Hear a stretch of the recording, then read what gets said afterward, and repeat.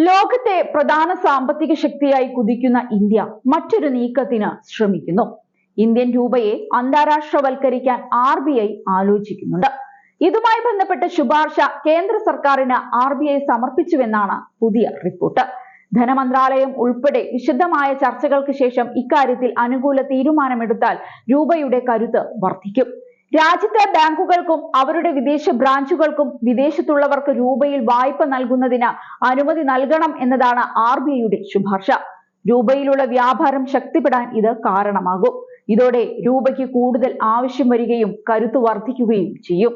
ധനമന്ത്രാലയത്തിനാണ് RBI ശുപാർശ നൽകിയത്.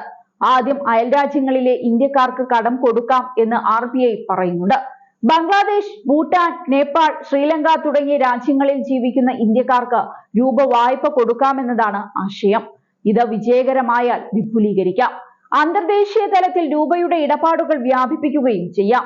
വാണിജ്യ മന്ത്രാലയത്തിന്റെ കണക്കുകൾ പ്രകാരം ദക്ഷിണേഷ്യയിൽ ഇന്ത്യ കയറ്റുമതി ചെയ്യുന്ന 90% ബംഗ്ലാദേശ്, ഭൂട്ടാൻ, ശ്രീലങ്ക, നേപ്പാൾ എന്നീ രാജ്യങ്ങളിലേക്കാണ്.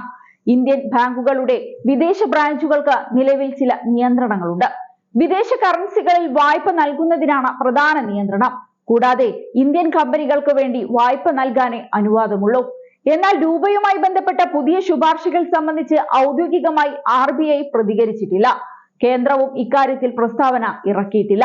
അന്തർദേശീയ ഇടപാടുകളും നിക്ഷേപവും രൂപയിൽ തന്നെ നടത്തണം എന്നതാണ് RBIയുടെ നിലപാട്.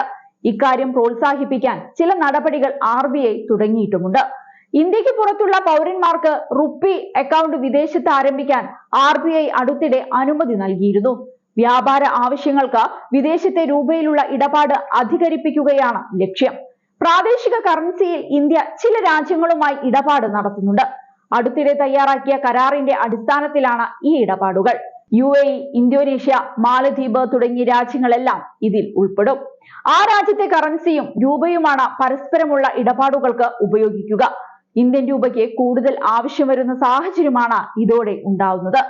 പണലഭ്യത ഉറപ്പാക്കാനുള്ള പദ്ധതിയും RBI ആലോചിക്കുന്നുണ്ട്. വിദേശത്തും രൂപയുടെ ഉപയോഗം സജീവമായാൽ രൂപ അന്താരാഷ്ട്ര കറൻസിയായി മാറും. സൗദി അറേബ്യ ഉൾപ്പെടെ കൂടുതൽ രാജ്യങ്ങളുമായി ഇന്ത്യ പ്രാദേശിക കറൻസികളിലെ വ്യാപാരം ലക്ഷ്യമിടുന്നുണ്ട്. ചൈനയും പ്രാദേശിക കറൻസി ഇടപാട് പ്രോത്സാഹിപ്പിക്കുന്നുണ്ട്. ഡോളറിന്റെ അപ്രമാദിത്വം തകർക്കുന്നതാണ് ഈ നീക്കങ്ങൾ. ഇതാകട്ടെ ഡൊണാൾഡ് ട്രംപിന്റെ ഉറക്കം കെടുത്തും. ഡി ഡോളറൈസേഷൻ എന്ന രീതി ചൈന പിന്തുടരുന്നു എന്ന് നേരത്തെ റിപ്പോർട്ടുകൾ ഉണ്ടായിരുന്നു. ഡോളറിലുള്ള വ്യാപാരത്തിന് പകരം സ്വർണത്തിലും പ്രാദേശിക കറൻസികളിലും ഇടപാട് നടത്തുന്ന രീതിയാണിത്. ബ്രിക്സ് രാജ്യങ്ങൾ ചേർന്ന് പുതിയ കറൻസി പുറത്തിറക്കുമെന്ന വാർത്തകൾ വന്നിരുന്നുവെങ്കിലും ഇക്കാര്യത്തിൽ ഔദ്യോഗിക പ്രഖ്യാപനം ഉണ്ടായിട്ടില്ല. ലോകത്തെ ജനസംഖ്യയുടെ പകുതിയും ബ്രിക്സ് രാജ്യങ്ങളിലാണ്. അവർ പുതിയ കറൻസി കൊണ്ടുവരുന്ന സാഹചര്യം വന്നാൽ ഡോളർ വീഴുമെന്ന് ഉറപ്പ്.